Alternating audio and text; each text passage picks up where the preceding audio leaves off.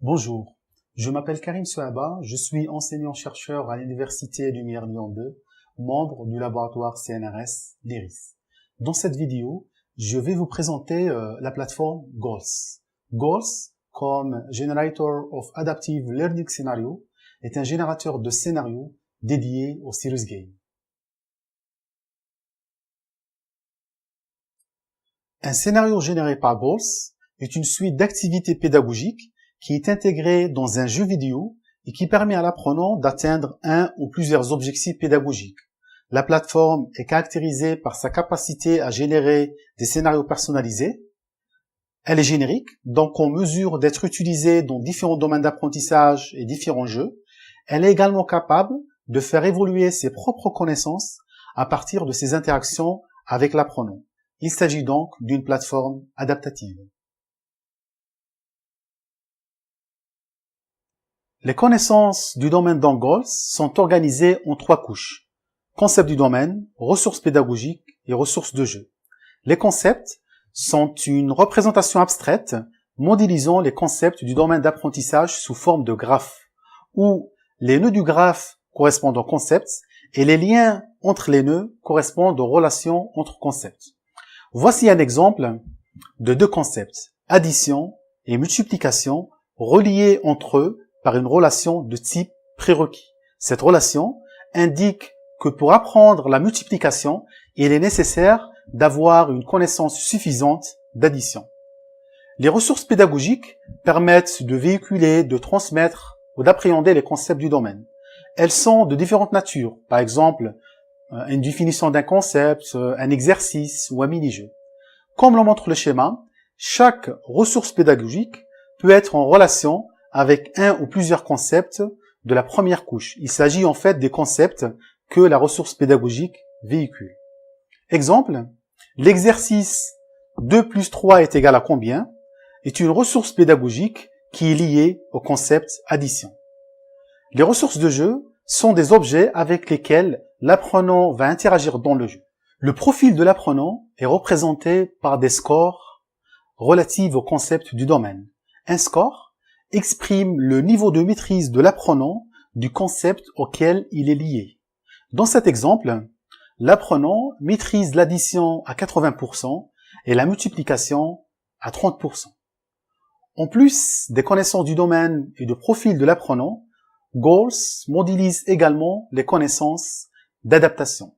Ce type de connaissances permet à la plateforme d'adapter le niveau de difficulté du scénario à l'apprenant. Goals peut être utilisé par un expert du domaine, un enseignant ou un apprenant. Le rôle de l'expert est d'alimenter la plateforme par des connaissances du domaine d'apprentissage et des connaissances d'adaptation selon les modèles qui ont été présentés précédemment. L'enseignant a la possibilité de créer les profils des apprenants et de suivre leur évolution en fonction des usages observés. En effet, Goals permet de mettre à jour les connaissances du domaine et les profils des apprenants en se basant sur les traces d'interaction. Quant à l'apprenant, il peut visualiser son profil, exprimer dans Goals les objectifs pédagogiques de la session d'apprentissage, puis d'interagir avec les scénarios adaptés qui sont générés par Goals. Les connaissances dans Goals sont organisées sous forme de projets.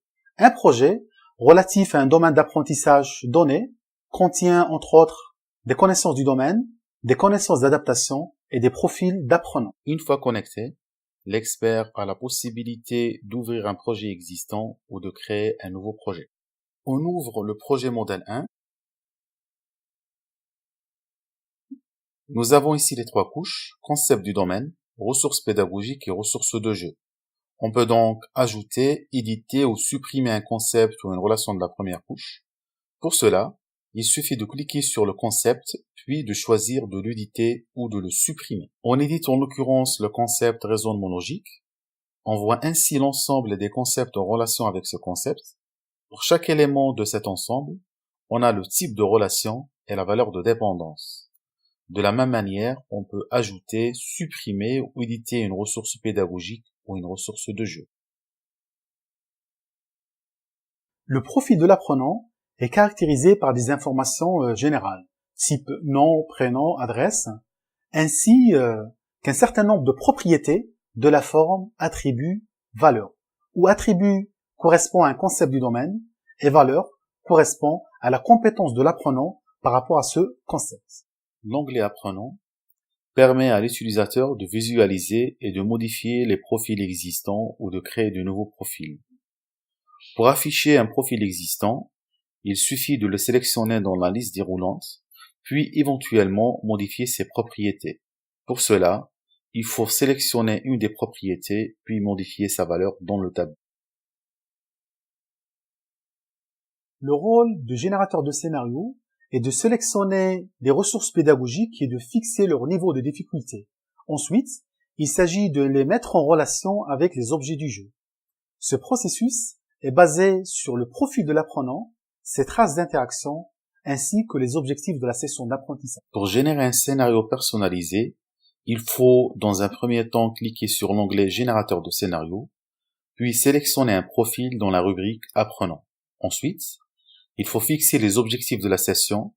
Il s'agit de sélectionner des concepts et fixer leur niveau cible. Par exemple, on fixe l'objectif langage écrit avec le niveau de 100%.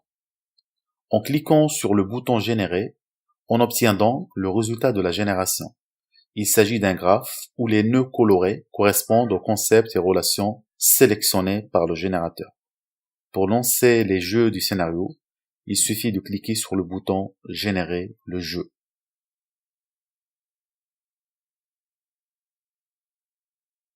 Goals a été conçu et évalué dans le cadre du projet clé, dont l'objectif est de développer un serious game d'évaluation et de stimulation cognitive. Parmi les fonctions cognitives traitées dans ce projet, nous avons la mémoire, l'attention, le visuospatial, etc.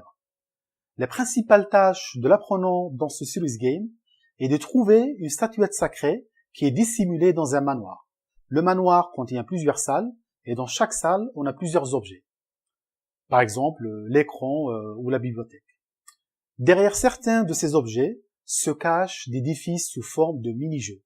Pour que l'utilisateur puisse sortir de la salle et explorer le reste de l'environnement, il doit lancer tous les mini-jeux de la salle. Nous avons ici un exemple d'un mini-jeu sur la perception visuelle. L'objectif ici est d'identifier l'élément présent dans le modèle parmi les deux propositions cercle et triangle. Naturellement, la bonne réponse est le cercle. 91 mini-jeux ont été développés et pour chaque mini-jeu, nous avons 9 niveaux de difficulté. Le rôle de générateur de scénario ici est de sélectionner les bons mini-jeux, de fixer leur niveau de difficulté, puis de les mettre en relation avec les objets du jeu. Et tout cela en fonction du profil de l'apprenant et des objectifs de la session. Afin de valider Goals, nous avons mené plusieurs évaluations dans le cadre du projet clé. L'objectif de ces évaluations était de valider les connaissances et le fonctionnement du générateur de scénarios et aussi d'étudier l'impact des scénarios générés par Goals sur l'apprentissage des apprenants. Ces évaluations étaient basées sur des méthodes comparatives.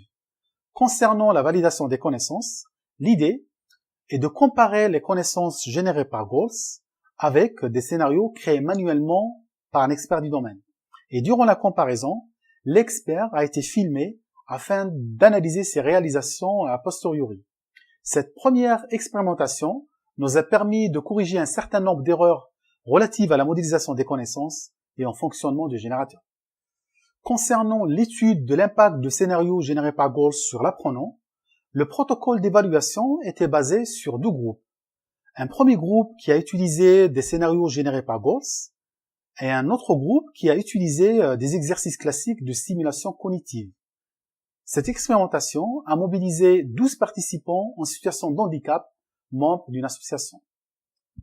Voilà, ce n'était qu'un résumé sur la plateforme Goals. Si vous voulez en savoir plus sur cette plateforme, je vous invite à lire les références suivantes. Je vous remercie.